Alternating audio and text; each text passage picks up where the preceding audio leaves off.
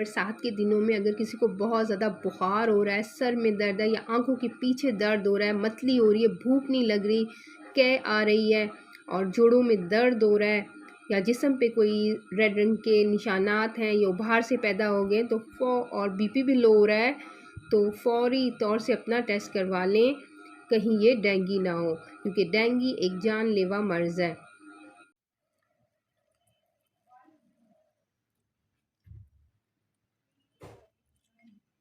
देखिए तो पीने में थोड़ी आसानी होगी।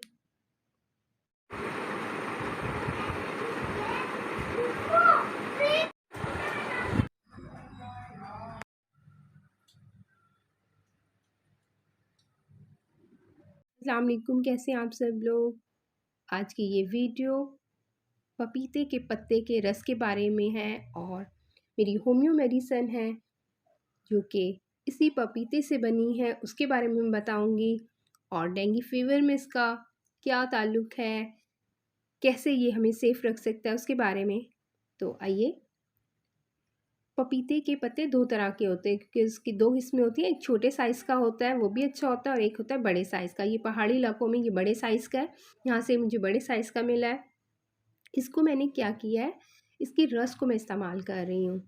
छोटे छोटे मैंने टुकड़े कर लिए हैं और इसमें जिसमें लहसुन वगैरह कूटते कुंडी जो होती है वनदस्ता, उसमें मैंने डाल लिया और उसे कूट लिया है और उसके बाद थोड़ा सा पानी शामिल करने के बाद मैंने उसे छान लिया है। तो ये देखें जूस, उसका रस मेरे पास आ गया है। इसके क्या फ़ायदे हैं जो देखने में इतना अच्छा लग रहा है, तो उसके फ़ायदे भी बेशुमार हैं।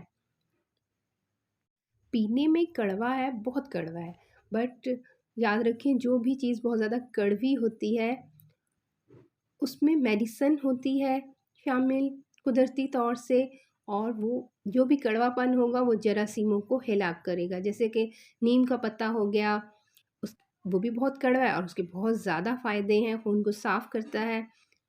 तो इसी तरह ये भी बहुत ज़्यादा फ़ायदे लिए हुआ है। डेंगू है, डेंगू मच्छर है, वो इंसान के खून में वायरस को शामिल करते हैं और इन पत्तों का काम ये है कि हर किस्म के वायरस को मारने का काम करते हैं। पपीते के जो पत्ते हैं वो डेंगू वायरस के ख़िलाफ़ काम करते हैं और उनकी अफजाइश को रोक देते हैं, उनके जरासीमों को हिलाक करते हैं या बुखार हो तब भी ये काम करते हैं। साथ में लेमन का जूस ज़रूर शामिल कर लें। मलेरिया बुखार में भी ख़ास तौर से नींबू पर काली मिर्चें छिड़क कर चूसते रहने से मलेरिया के बाद और इस डेंगू के बाद जो कमज़ोरी होती है उनमें भी फ़ायदेमंद है।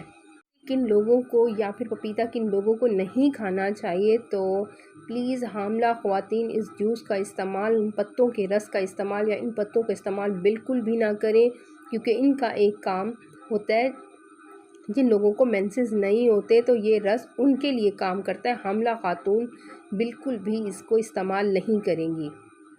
जब अली के पापा को हुआ ना तो डेंगू, तो पत्ते नहीं मिल रहे थे तो मैं क्या करती थी, पपीता ले लेती, उसको छोटे छोटे पीसेस कर लेती थी और उस पर लेमन छिड़क लेती थी, नींबू छिड़क लेती थी, वो देती थी। या फिर कभी कभी सेब को और पपीते को मिक्स करके और साथ में लेमन शामिल करके वो देती थी। शुक्र अल्हम्दुलिल्लाह से भी बहुत ज़्यादा फ़ायदा हुआ था।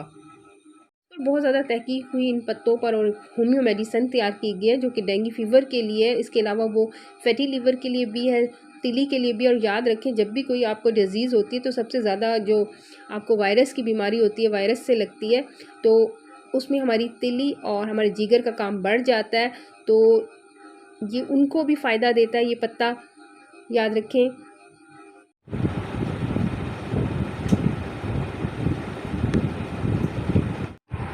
डेंगू हो या मलेरिया हो, मादा मच्छर की काटने की वजह से होता है।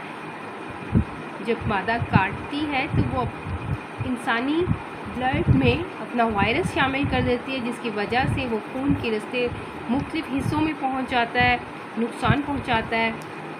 मच्छर की जो खुराक होती है वो इंसानी खून होती है, उसमें मौजूद प्रोटीन होती है और इसी ज़रिए जब वो काटते हैं तो अपने वायरस, अपने जरासीम, अपने लार्वे अंदर दाखिल कर देते हैं इंसान डेंगू मच्छर की ये पहचान है कि ये साफ़ पानियों में रहता है, जैसे कि गमले वगैरह में जो पानी हो उसमें, या वाशरूम वगैरह में जो ठहरा हुआ पानी होता है उसमें। तो प्लीज़ बरसात के दिनों में ज़रा एहतियात करें, गमलों में ज़्यादा पानी वगैरह ना डालें, और बाथरूम में बाल्टी वगैरह में पानी ना रखें। काटेगा तो पाँव पे काटेगा, पाँव के टखनों पे काटेगा, या टांगों पे काटेगा, या हाथ या बाजू को अपना शिकार बनाता है। तो प्लीज़ इन दिनों फुल ड्रेस पहने, बच्चों का ख़ास ख्याल रखें।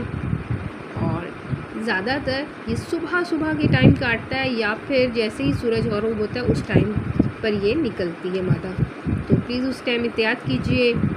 जब डेंगू वायरस जिस्म में दाखिल होता है तो वो खून की नालियों को अपना शिकार बनाता है, उनमें छोटे छोटे सुराख कर देता है, जिसके रास्ते जो खून बनाने के खुलिये हैं वो बाहर निकलना शुरू हो जाते हैं, और पानी जो होता है खून की वो भी निकलना शुरू हो जाता है उन सुराख के ज़रिए। मरीज़ डिहाइड्रेशन का शिकार हो जाता है। यही पानी अगर निकल रहा हो तो पेट की तरफ रुख कर ले तो वहाँ स्वेलिंग हो जाएगी। मलेरिया हो या डेंगू हो तो हमारी 2 मेडिसिन बहुत अच्छा वर्क करती है, मैंने उनका नाम दे दिया है, बहुत अच्छा वर्क करेंगी। ये एक जानलेवा मर्ज़ है, इसलिए प्लीज़ ख्याल रखिए अपना। बुखार होता है तो अपने पानी का ख्याल रखिए, पैरासीटामोल अपने डॉक्टर से पूछ कर लें। होमियो करना है तो वो भी मेडिसिन मैंने बता दी, बहुत अच्छी है। साथ में अब जूसेस का इस्तेमाल करें, सेब इस्तेमाल करें, लेमन इस्तेमाल करें। घर में अगर खुदा न खास्ता कोई पेशेंट है डेंगू का तो प्लीज़ उसे आप कवर करके रखें मच्छरदानियों के अंदर, ताकि जो एक आम मच्छर उसे काट कर फिर दूसरे को काटेगा तो वो उसको भी डेंगू में मुब्तला कर देगा।